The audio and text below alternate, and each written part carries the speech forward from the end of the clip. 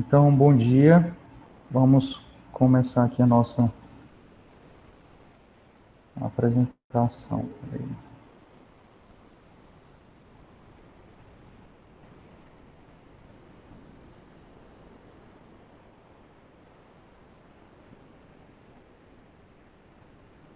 Tá todo mundo vendo? Sim, entrou Pronto, então sim. assim, Tranquilo. essa palestra daí no ano passado, na primeira jornada da Uroginap, que é uma associação de uroginecologistas do Brasil. E o título é esse aqui, Pessários, quais e como indicar, né? Uma orientação bem prática.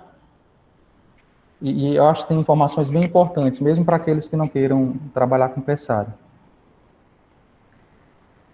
Então, por que a importância do tema, né? A importância do tema é que, se você observar aqui, a estimativa de vida das mulheres brasileiras cada vez mais aumenta, né? Se você for observar aqui pelo IBGE 2018, você observa que a previsão para 2060 é de termos muito mais mulheres e homens idosos, né? E com uma perspectiva de vida muito maior, acima dos 80 anos. E aí, quando a gente observa esse gráfico, a gente observa como que, por exemplo, os procedimentos cirúrgicos, eles, a partir dos 50 anos, eles meio que se estabilizam, e os únicos procedimentos que começam a aumentar, segundo esse estudo, é o procedimento de fixação do saco espinhoso para prolapsos maiores e também o pessário. O pessário ele começa a despontar aqui nessa pesquisa, que foi feita na Coreia, a partir dos 65 anos de idade, ou seja, mulheres mais idosas, muitas vezes até sem relação sexual, né, sem vida sexual ativa. Então, se observa que, enquanto a cirurgia cai drasticamente depois dos 75 anos, o pessário continua estável. Então, a importância do tema é essa. Nós vamos ter mulheres vivendo por muito mais tempo, consequentemente, devido à idade, devido a todos os fatores de risco, nós vamos ter mulheres vamos ter mais prolapsos, nós vamos evidenciar mais prolapsos, né? E talvez prolapsos piores, porque quanto mais o tempo passa, pior a qualidade do colágeno. Então, esse foi um estudo, são dois estudos, né? Que eles investigaram quanto que o pessário era prescrito, né? E esse estudo avaliou, questionou os ginecologistas.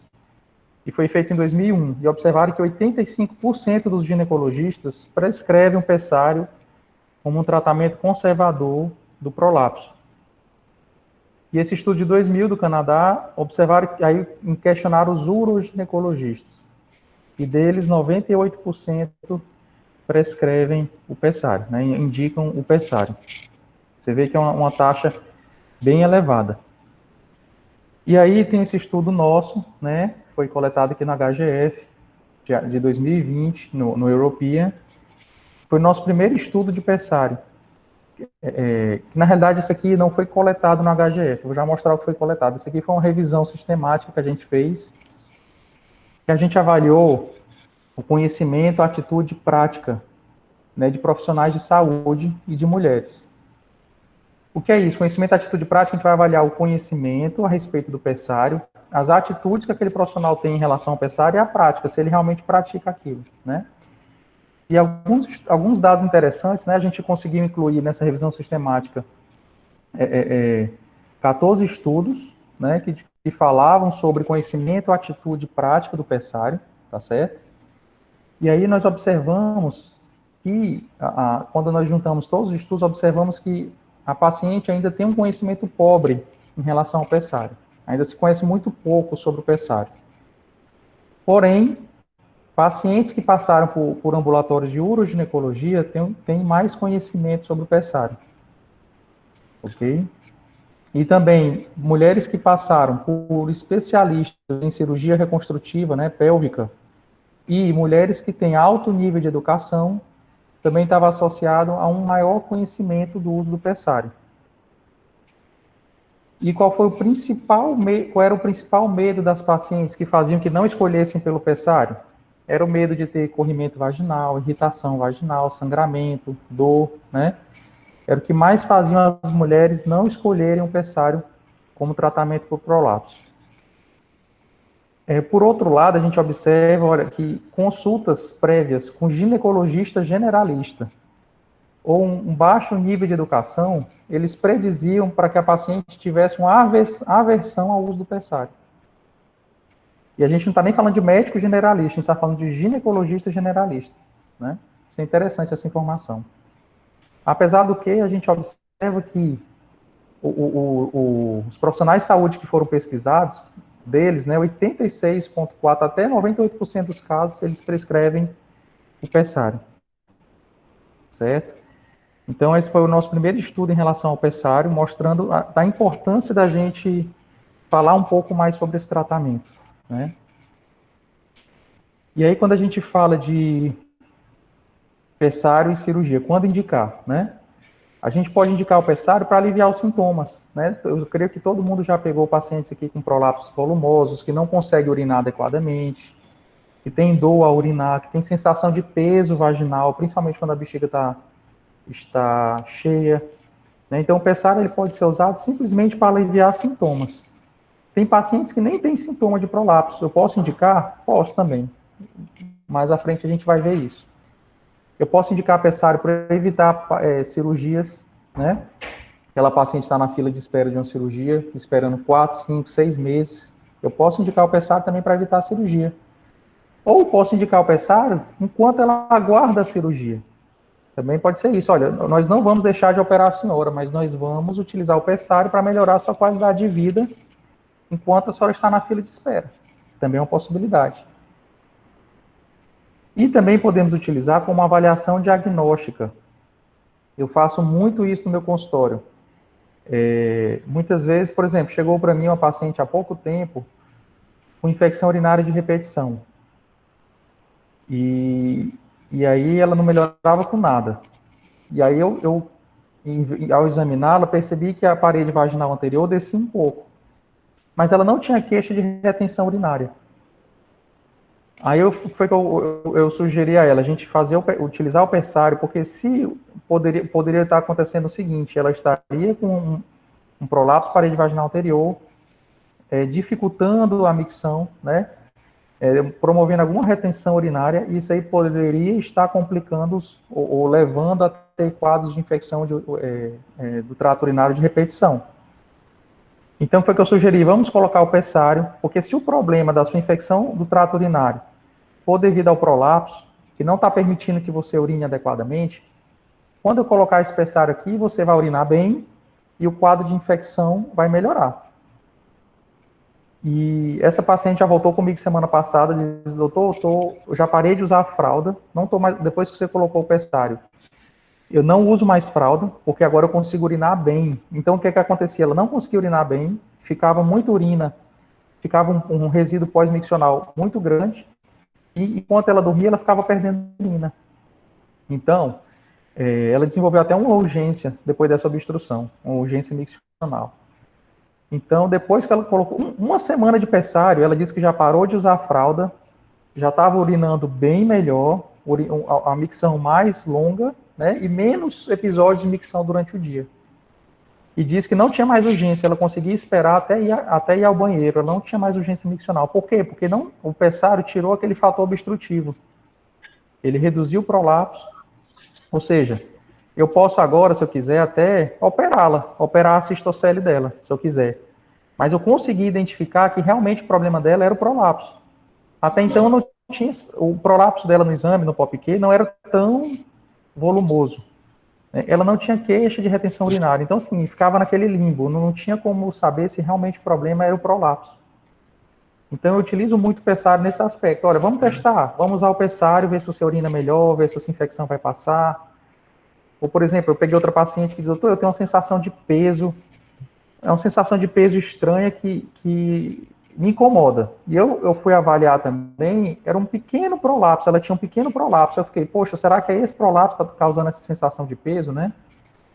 Aí vamos fazer um teste, vamos colocar o pessário. Aí ela, doutor, realmente, ó, depois que eu coloquei o pessário, a sensação de peso foi embora. Ou seja, ela era o prolapso, apesar de pequeno, estava sintomático.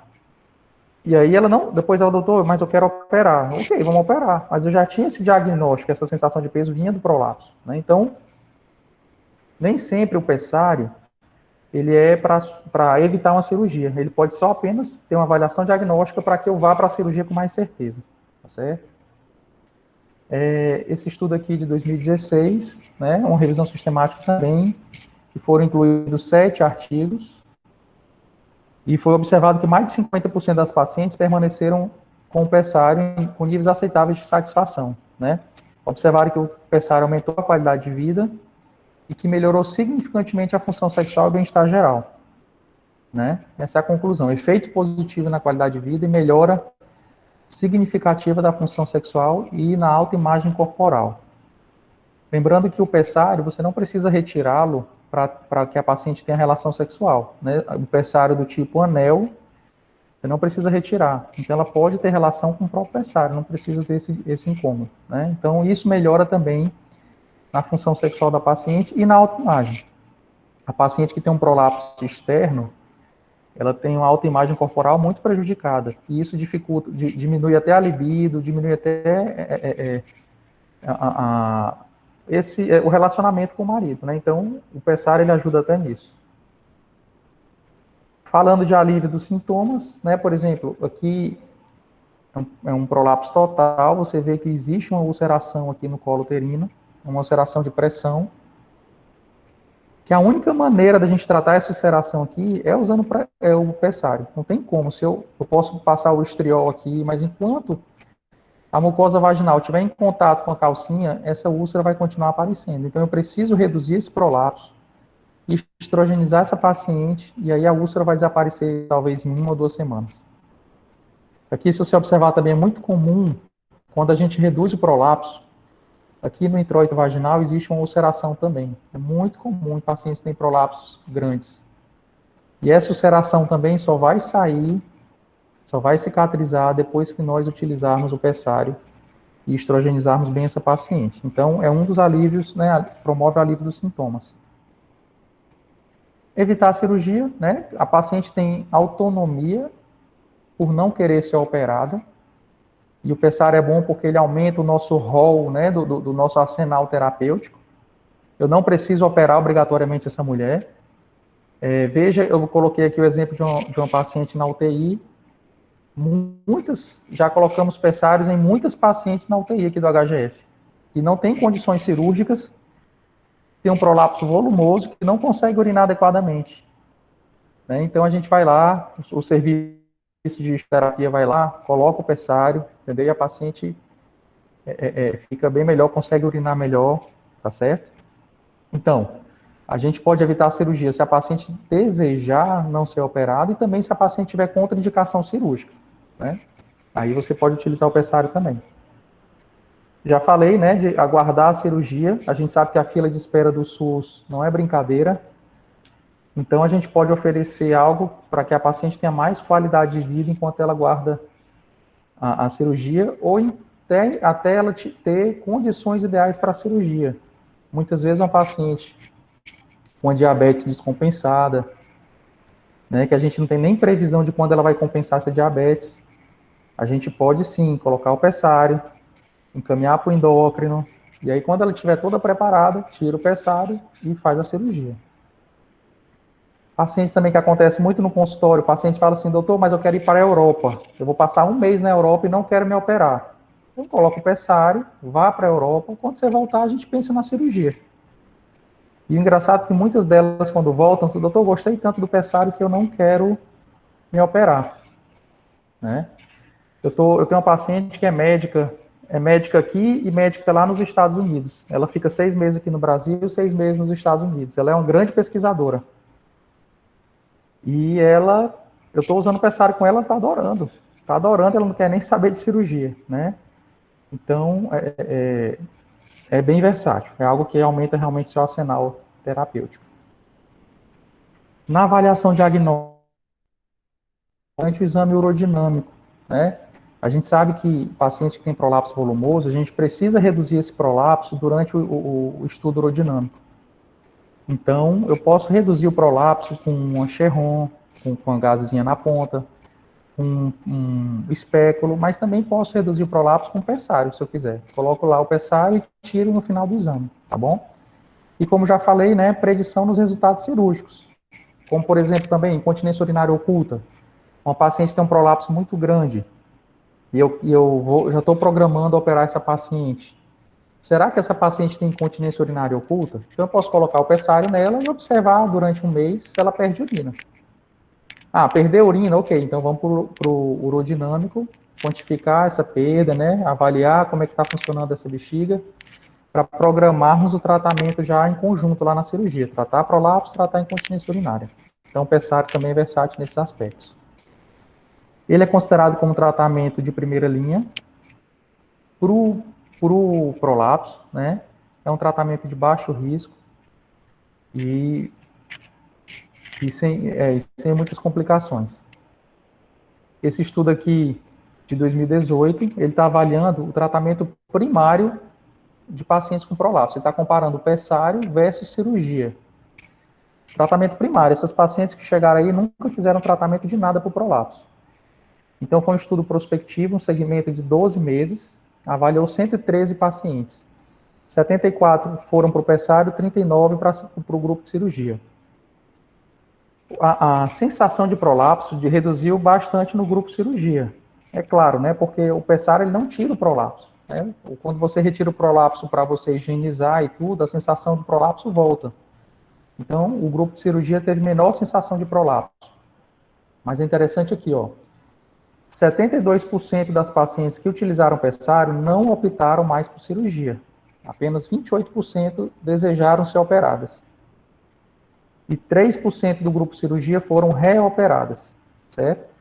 Então, 72% das pacientes que utilizavam pessário não optaram mais por cirurgia. É um número bem alto.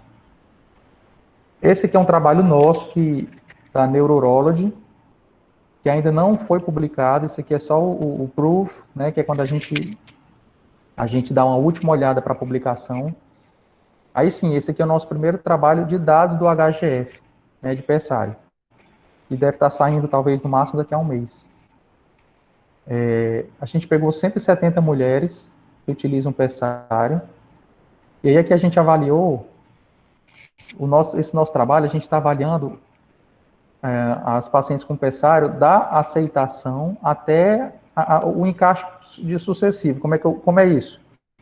A gente avaliou essas pacientes nas 4 primeiras semanas. A gente avaliou quantas aceitaram usar o pessário, porque a gente pergunta, você quer o pessário? Você quer a cirurgia? Então, a gente avaliou quantas aceitaram usar o pessário e quantas realmente se adaptaram no final de 4 semanas. Tá certo? E depois dessa adaptação, tem outra avaliação que a gente vai fazer, que é a continuidade. Quantas que se mantiveram no pessário, né? Isso aí já vai ser outro artigo nosso que a gente já está escrevendo. Então, esse primeiro artigo foi só da aceitação até a colocação com sucesso, digamos assim. Que a gente avalia até as 4 primeiras semanas. Se ela aceitou o pessário nas 4 primeiras semanas, aí a gente sim já considera aquilo ali uma manutenção, né? Um tratamento de manutenção. E aí também pode ser que nesse período, depois das 4 semanas, elas desistam do pessário, né? Por N motivos. E aí a gente está já escrevendo esse outro artigo. Então, aqui a gente observou 170 mulheres aqui do HGF e algumas contraindicações dessas mulheres. 9 foram contraindicadas, ó. Por atrofia vaginal, tinha que ser estrogenizada primeiro, infecção vaginal, erosão vaginal, e olha para você ver como é bom revisar o artigo, né, ó. Tá, tem a ulceração grave em português, né? Nem os revisores viram, nem a gente viu, mas ao preparar essa aula, eu vi isso aqui, né? Tem que passar para o inglês. Ainda bem que está na fase do proof, né? Que a gente vai corrigir isso aqui para publicar sem nenhum erro. Então, atrofia vaginal, infecção vaginal, erosão vaginal e ulceração grave. Então, essas foram 9 mulheres que foram com a gente e a gente teve que tratar primeiro para depois inserir o pessário. Então, quais foram as causas da aplicação, né, que não tiveram sucesso? 10 mulheres perderam, 46 no total, não conseguiram utilizar o pessário adequadamente nessas 4 primeiras semanas. Então, 10 mulheres disseram que o pessário saía enquanto elas andavam, 4 mulheres enquanto elas faziam valsalva, outras quando estavam durante a micção, durante a tosse, durante o agachamento, quando pulavam, ou quando estava em casa, saía, né, sem nenhum ato que ela pudesse reconhecer, ou 7, simplesmente quando estavam descansando deitadas, o pessário saía. Então, das 170, 46 mulheres não se adaptaram nessas 4 primeiras semanas, porque ele saía, né, espontaneamente. Apesar que a gente sempre retorna paciente, muda o tamanho do pessário, né, e a gente faz 3 tentativas de tamanho de pessário, então a gente considerou que essas não tiveram sucesso, essas aí obrigatoriamente vão ter que ir para a cirurgia. Ou seja, nós tivemos uma taxa de sucesso de 72,9%. Lembrando que a gente está falando só das 4 primeiras semanas, mas já é uma taxa bem alta. É uma taxa que a gente considera muito boa, tá certo? E aqui nesse nosso estudo tem outras coisas interessantes que a gente viu o seguinte, ó. E quanto mais peso a paciente tem, menor chance do pessário ter sucesso. Né? Se você for ver aqui pelo índice de massa corpórea, o grupo 2, que a gente considera o grupo de mulheres que não tiveram sucesso, depois que a gente viu o grupo de mulheres que não teve sucesso, a gente comparou com o grupo de mulheres que teve sucesso, para a gente ver se a gente identificava algum fator de risco para que o pessário não fosse bem sucedido. Então, a gente viu que um dos fatores de risco é o peso elevado, o índice de massa corporal. Quanto mais elevado, maior a chance de insucesso. Aqui também, mulheres obesas, a gente pegou aqui só mulheres obesas dos 2 grupos, e observamos também, ó, 51,6% das mulheres obesas não se adaptaram ao pessário. Então, é um fator de risco, a obesidade é um fator de risco também. Atividade sexual, isso aqui todos os estudos mostram também. E mulheres que têm vida sexual ativa, elas se adaptam menos ao pessário, acabam se adaptando menos ao pessário, ou seja, aqui 35,7% das mulheres que eram sexualmente ativas não se adaptaram ao pessário nessas primeiras 4 semanas. Seria então outro fator de risco. E, para finalizar, assim, dos fatores de risco que a gente avaliou, o comprimento vaginal total abaixo de 7,5 centímetros, né, ou seja, a vagina que tenha menos de 7,5 centímetros, também foi considerado como um fator de risco para o insucesso do pessário. E aí a gente avaliou outras coisas, como a presença de incontinência urinária, não foi considerado fator de risco. Prolapsos avançados, ó. A gente dividiu nas parede anterior, posterior, cúpula, também não mostrou como sendo fator de risco. Né? Então, nesse nosso estudo, os fatores de risco para o insucesso foram o peso elevado, né? A obesidade, a atividade sexual e um comprimento vaginal abaixo de 7,5 centímetros. E aqui eu acho muito interessante esse nosso gráfico, porque eu não vi em trabalho nenhum. Que aqui a gente colocou os pessários que a gente mais utilizou nessas 170 mulheres, né? Porque eu sempre tive essa dúvida, quais são os pessários que a gente mais utiliza, né? E aqui a gente observou, aqui esses números 2, 3, 5, é da empresa que a gente compra pessário. Então, eu coloquei em milímetros, porque no mundo inteiro tem outras empresas que fazem pessário, né? Então, eu coloquei em milímetros para que todo mundo possa ver o tamanho. Mas, assim, no nosso estudo, os 5 pessários mais utilizados são esses, né? O 2, o 5, o 3, o 7, o 4 e o 6. Então, alguém que quer começar a colocar pessário, quer comprar pessário para o seu consultório, pode pensar, não, então eu vou pegar aqui o estudo do Ananias e vou pegar logo esses aqui que são os mais comuns. Ananias. Oi, diga, professor. Rapaz, a Nádia está tentando entrar, não está conseguindo, a Nádia. Deixa eu ver aqui. Ela colocou aqui no grupo. Tem um pessoal tentando entrar, realmente. Peça para eles entrarem de novo, que eu estou achando que eles estão entrando automaticamente. Peça para eles entrarem de novo, que eu saio aqui e coloco. Mas agora não está aparecendo nenhum convite para mim, não. Ok. Deixa eu falar aqui com a Nádia.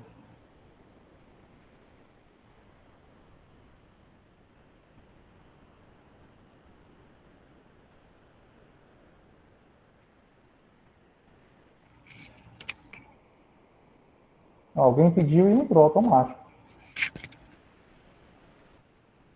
A Nádia já participou da semana passada, era para ela entrar automático. A não ser que esteja entrando em outro telefone. Ó, a Nádia entrou. Pronto, se alguém tiver dificuldade, peça para solicitar de novo para entrar, que eu venho aqui para essa tela e aceito. Então, pronto. Então, esses aqui são os pessários que, nas nossas pacientes aqui do Ceará, né, a gente utiliza mais, tá certo? Essa é a nossa realidade aqui do HGF. E quais são os pessários? Vou falar um pouquinho sobre eles. Nós temos os pessários de preenchimento, que temos esse inflatobol, que é, como o próprio nome diz, é um pessário que você pode inflar, e ele é bom porque você pode adaptar o tamanho de cada vagina, tá certo? Só que ele é bem mais caro. Nós temos o donut, como você vê, é o pessário de preenchimento, então ele vai preencher toda a vagina. A gente usa esses pessários para casos mais graves de prolapso. E claro que essa paciente não pode ter relação sexual com esse pessário, né, porque ele está preenchendo toda a vagina. Então, o donut, por exemplo, é um pessário que raramente a gente usa, só nos casos de se o anel não estiver funcionando, o pessário anel, né, a gente pode usar o donut. E também tem um cubo. O cubo, deixa eu só ver aqui. A outra pessoa entrou automático aqui. Eu ouvi aqui o sonzinho. Tem um cubo também que é de preenchimento. O cubo é muito utilizado em mulheres que praticam crossfit e têm incontinência urinária. Inclusive, a gente está encabeçando tem um trabalho multicêntrico que está acontecendo no Brasil inteiro. E no Ceará a gente está encabeçando o braço que vai utilizar pessário nas mulheres que estão fazendo crossfit e têm incontinência urinária, né? Aí outros centros do Brasil estão fazendo fisioterapia, outros estão fazendo outros tratamentos. Mas o Ceará que está encabeçando o pessário nesse multicentro. Então o cubo é utilizado muito para mulheres que perdem urina durante a atividade física. Ele é muito bom. E é melhor do que você fazer um sling nessa paciente. Se ela só perde durante a atividade física, um sling numa mulher jovem, que é altamente ativa, pode levar a dores, pode levar a desconforto, atrapalhar até a atividade física dela. Então, hoje em dia, mulheres jovens que praticam exercício, o tratamento ou é físio, ou é cubo, ou é radiofrequência, alguma coisa, menos cirurgia. A cirurgia a gente está deixando mais para frente. Aqueles eram pessários de preenchimento. Esses são os pessários de suporte básico. Que é o anel, que é o que a gente mais utiliza aqui. No HGF a gente praticamente só utiliza esse. O chats e o anel com cobertura. E aqui são todos os tipos de pessários. Todos não, alguns tipos de pessários, né? E aqui eu coloquei os que a gente mais utiliza, né? O anel, o donut, o Gellhorn e o cubo. Certo? Mas, na prática, o anel resolve em 99,9% das vezes. E, para finalizar, como indicar? Né? A gente tem que saber algumas contraindicações, né? Paciente com infecção vaginal ativa, uma erosão vaginal, atrofia vaginal grave. Todos esses três aqui tem como a gente tratar facilmente. Não tem problema, a gente trata essa paciente, pede para ela voltar com 15 dias, e aí ela já vai estar apta para iniciar o tratamento com pessário. Pacientes que têm altas chances de não retornar ao seu ambulatório, não é ideal utilizar pessário. Eu vou já mostrar para vocês as complicações que podem acontecer com pacientes que não são acompanhadas em relação ao pessário. Então, aqui no meu ambulatório, no meu consultório, se eu vejo que uma paciente não vai voltar comigo, eu não utilizo pessário. E, claro, pacientes que têm déficit no autocuidado. A não ser que a gente veja que aquela paciente tem uma filha que vá colocar e tirar o pessário para ela, que a gente veja que a filha tem condições de fazer isso. Muitas vezes aqui no HGF, a gente começou o tratamento com pessário, conversou com a família, e aí quando a paciente vem, aí fala assim, doutor, há mais de um ano o meu filho que disse que ia trocar não trocou, a minha filha disse que ia trocar e não trocou o pessário, há mais de um ano ele não troca. A gente retira o pessário e não devolve para o paciente. Falei, olha, você não tem condições de usar. Não pode utilizar pessário se não tiver essa manutenção em casa. E muito importante também a interdisciplinaridade, né? Aqui no HGF a gente trabalha com uma equipe de enfermagem, fisioterapia, né, que ajuda muito no tratamento dessa paciente. Só o médico não tem como conduzir isso de forma tão adequada. Ele pode até iniciar, mas conseguir, por exemplo, dados de aceitação desses que a gente conseguiu, só realmente com interdisciplinaridade. Aí só mostrando aqui um pouquinho do nosso fluxo, né?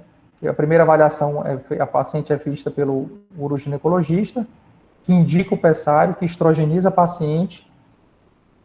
Depois essa segunda consulta já vai para a enfermeira, se ela aceitou usar o pessário, a gente já passa para a equipe de enfermagem, de estomoterapia, e vai fazer a inserção do pessário, né? E aí a enfermeira tem todo um protocolo de acompanhamento dessa paciente. Se tiver alguma complicação, volta comigo. Mas ela fica acompanhando aí por um bom tempo. A não ser que a paciente deseje, não quero mais pessário, quero ser operada. Aí a equipe de enfermagem encaminha novamente para mim, para eu programar o pré-operatório, né? Solicitar os exames pré-operatórios e programar a cirurgia. A fisioterapia também é importante, principalmente naquelas pacientes que às vezes o pessário fica saindo.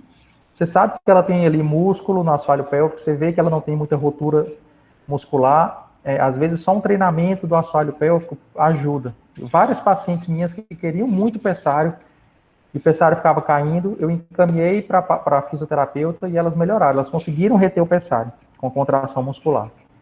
Então a fisio também ajuda muito nessa questão. Aqui mostrando as principais causas de desistência do pessário, né? A falha de retenção, não consegue reter o pessário sempre sai espontaneamente, o desconforto, o desejo por cirurgia e a inabilidade de inserir ou remover o pessário. E aí aqui só reforça a importância da interdisciplinaridade, porque quando eu tenho uma equipe completa que possa conversar com essa paciente, orientar o pessário, falar da importância do pessário, né? Isso é muito bom, porque assim, às vezes o médico está com o ambulatório lotado e ele não tem como dedicar tanto tempo para discutir essas coisas com o paciente. Então, a equipe de enfermagem vem nesse aspecto de acompanhar, de ouvir, de cuidar, e isso aumenta enormemente a capacidade, o sucesso do pessário, né? E aí diminui muito essa questão do desconforto, diminui muito a falha na retenção, e diminui a inabilidade de inserir e remover, porque a equipe de enfermagem ensina a paciente a colocar e retirar, e se a paciente não quiser, ela pode trazer até um auxiliar de enfermagem, ou uma filha, que ela pode sim fazer esse serviço. Apenas o desejo por cirurgia, que talvez uma boa conversa também consigamos diminuir, né? Então, por isso que é importante uma equipe bem preparada. A escolha do tamanho do pessário, né? É baseada na experiência do profissional, né? Já tentaram escolher o tamanho do pessário pelos parâmetros do POPQ, não teve sucesso, né? Nós temos esse colpômetro, que você pode avaliar o tamanho do pessário por ele, mas ele só indica o tamanho do pessário para uma determinada marca de pessário, né? Se bem que ele coloca até em milímetros, você pode até escolher. A gente aqui no HGF, a gente não usa isso, mesmo a gente faz um toque vaginal, como se fosse fazendo um toque para avaliar a dilatação cervical na paciente de trabalho de parto, e aí pela amplitude da vagina, você já sabe mais ou menos qual é o tamanho do pessário. É claro que essa escolha sem o colpômetro, com o tempo você vai acertando mais, né? Mas no começo você às vezes tem que colocar 1, 2, 3 pessários na primeira consulta, até você acertar um tamanho certo. Veja que esse colpômetro, ele mostra aqui a distância, que aí você pode escolher o tamanho, né? O tamanho da amplitude vaginal para que você possa escolher o tamanho correto do pessário.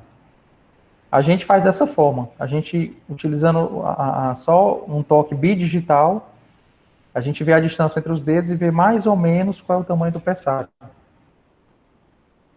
E importantíssimo para a paciente que vai usar o pessário, você tem que garantir o retorno dessa paciente. Ela não pode desaparecer em hipótese nenhuma. Por quê? Por causa das complicações, né? Como eu já falei, os pessários apresentam poucas complicações, né? Em menos de 10% das pacientes a gente vê complicações. As mais comuns, são corrimentos, né, secreções vaginais. Mas olha isso aqui, um pessário promovendo uma hidronefrose. Esse pessário já estava há muito tempo já na paciente, não era retirado com frequência, e você observa aqui um pessário causando uma hidronefrose na paciente. E aqui eu vou colocar outras complicações. Ó. Essa paciente aqui, eu não sei, não tem um artigo dela não. Essa paciente aqui estava com pessário intravaginal há mais de 40 anos. A paciente desapareceu. Aí se você for observar por que aqui está pretinho, isso aqui é mucosa vaginal, que teve que fazer uma cirurgia para ressecar a mucosa vaginal, porque ele estava totalmente aderido à mucosa. Isso aqui é uma fístula retovaginal, por causa de um prolapso. Observe aqui o prolapso adentrando aqui no intestino da paciente. Aqui, ó, a mucosa vaginal incorporou o pessário, né? Veja que o profissional está tentando retirar o pessário, mas o pessário está totalmente incorporado pela mucosa vaginal, então aqui vai ter que fazer um procedimento cirúrgico para retirar o pessário, né? Aqui novamente, caso semelhante. Então observe que a gente não pode esquecer essa paciente. A gente não pode esquecer essa paciente. Ela não pode colocar o pessário, pronto, vá para casa. Não, a gente tem que acompanhar, principalmente no começo. No processo de adaptação, a gente tem que acompanhar semanalmente, depois a cada 15 dias, depois uma vez por mês. E aí a gente vai observando, porque se essa paciente desaparecer do seu consultório, pode acontecer uma tragédia.